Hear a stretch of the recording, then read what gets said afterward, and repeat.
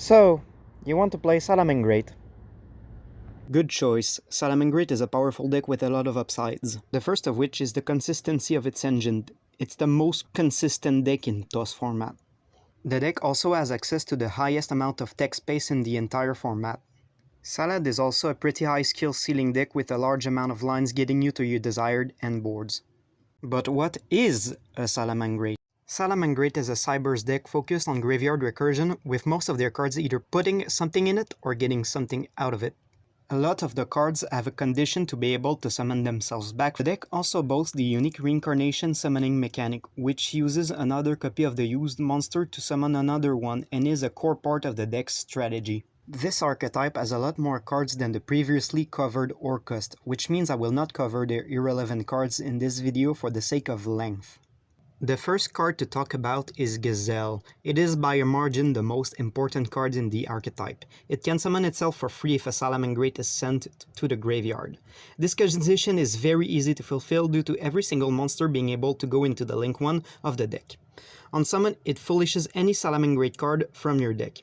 This card is a Swiss Army knife and should be what you go for in any of your games as soon as you can.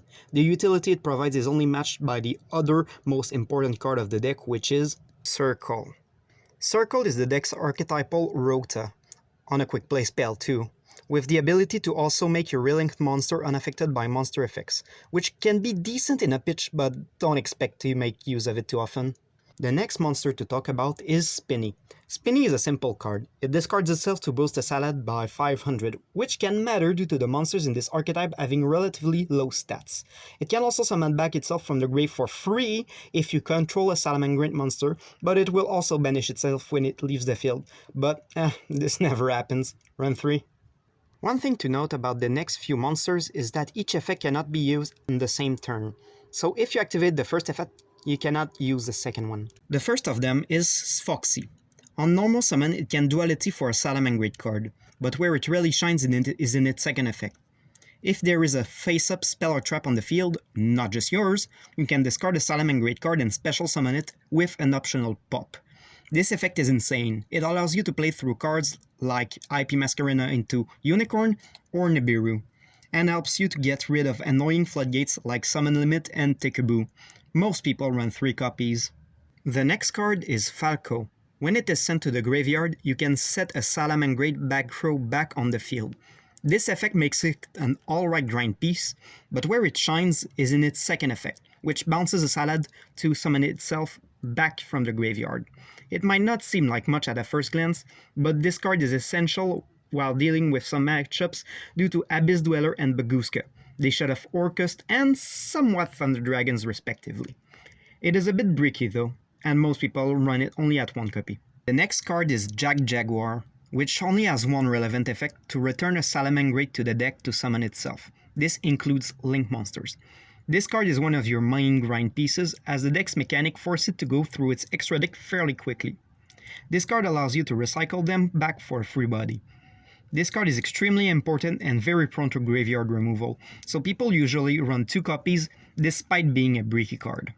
The last card I want to cover is a card that not everyone runs, but is still an option.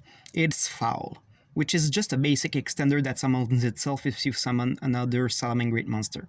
It has an effect to lock back rows, but you will rarely use it due to its costly nature and having better options within the archetype. The rest of the monsters in the deck don't really serve a useful purpose in a competitive build, so I will not be covering them. For the extra deck and the spells and traps, I will not be covering them in an orderly fashion as the back rows are intimately tied to the extra deck monsters. Covering them individually would make it harder to reference past cards and would make the guide longer than it needs to. The first one I want to cover is Ballylinks, which is the link one that searches a field spell. And it can also protect your cards by banishing itself from the graveyard. It's a good card. Run 3. Said field spell is Salamangreat Sanctuary. This card allows you to do the deck's main gimmick of reincarnation summoning once per turn. It also has another effect which you will almost never use that involves battle shenanigans. The next link, Sunlight Wolf, is a link 2 which is the central part of your engine. Both of its effects are relevant and good. The first being that whenever a monster is summoned to a zone it points to, you will be able to add back a fire from the graveyard to the hand. including staples like Ash Blossom. This effect does not target, which means graveyard removal is usually pretty bad against it. If you used another copy of itself for its summon, you get to add back a piece of back row from the grave every turn for free. This card makes the deck go round, and you will very quickly go through them. As for the back rows that Wolf can add back, there are 3 pieces that I want to touch upon since they are typically the only ones that you will run. The first is the continuous spell, Will of the Salamangreat. It's a simple reborn spell, but you can also send it to summon as many non-link Salamangreats as you want, equal to the link rating of a Salamangreat monster that was reincarnation summoned. A monster reborn and a soul charge in one neat package. Run as many as you like. The next card is the normal trap Salamangreat Rage, which is either a Raigeki break or a few pops up to the link rating of a reincarnated summon monster. This card is simple, but packs a punch. Run one. The last back row is Salamangreat War, which, like Crescendo, is an archetypal Omni-Negate. But instead of having an upside like the other back rows, if you reincarnation summon, you can set it back from the graveyard, but it will banish itself when it leaves the field. Run one. Back to links, we have Heatleo, which is good back row removal since it doesn't destroy. The second effect is good against big beaters, which this deck can struggle against. This is the least useful of the link monsters, and most people only run 2 of it for the utility. The last card I want to cover is Mirage Stalio. This card is an Itale for the deck, but after using it, you will be locked into fire effects, which does come up. The next effect allows you to bounce a monster when it is used as link fodder. This card is insane. There is a reason why this card was banned at the end of TOS format. Utility, consistency, removal, this card's got it all. Most people run too. Well, that was a lot of cards. Now, how do you build Salamangreats? You run as many consistency cards as possible within the available generic Cybers pieces of the time. 3 Signet Minings, Lady Debug, Flame Buffaloes, which may as well be Salamangreat cards, and the generic cards like Pot of Desires. The rest of the deck is gonna be any combination of staples you desire, since this deck is not really weak into hand traps with the exception of Nibiru. Your extra deck will be pretty tight since the deck's mechanic demands that you run multiple copies of every one of your extra deck monsters, but you shall still be able to fit generic cards like Hita, which is a good extender, and Cyberstar like Transcode Talker. You also need a few rank 4 options which are impactful in the format, like Baguska or Abyss Dweller. Finally, you should run a finisher like Burrowload or Boiled Sword to close out games. Here is my list. It is a pretty standard list with a high emphasis on engine. You can get away with running fewer copies of Will, but I always liked it at 3 copies. Now, how do you play this deck? It's complicated. This deck is a non-linear mid-range deck, and a lot of card combinations lead to the same endboards or permutations for different matchups. I will include a spreadsheet to help you learn the deck.